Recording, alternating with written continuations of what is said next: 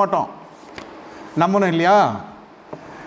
முதல்ல பங்கை காலால் மிதிக்கிறோம், அடுத்தது எனக்கு பிரியமான பங்கை பாழான மரமாக மாற்றிட்டான்.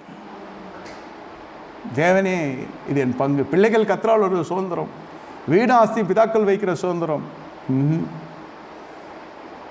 இவன் வந்து எல்லாத்தையும் கெடுத்து குட்டி சராக்கிடுவான். மெய்ப்பர்களே, பல மெய்ப்பர்கள் உண்டு, உங்களுக்கு தெரியாததல்ல. மெய்ப்பர்கள் என்றால் என்ன? எசேக்கியேல் 34 அதிகாரம் ரத்தனம் சுருக்கமாக சொல்லி முடிக்க விரும்புகிறேன்.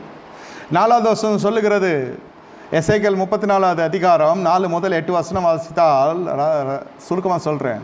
மெய்ப்பர்கள் விசாரிக்க வேண்டும், மேய்க்க வேண்டும், தேட வேண்டும், காணாமல் போனவைகளை பலவீனமானவர்களை பலப்படுத்த வேண்டும், நசல் கொண்டதை குணப்படுத்த வேண்டும், எலும்பு முறிந்ததை காயம் கட்ட வேண்டும், துரத்துண்டவர்களை திருப்பிக் கொள்ள வேண்டும். இதெல்லாம் வந்து அவனுக்கு டைம் இல்லை. இந்த மாதிரி நல்லா விளைஞ்சிருக்கு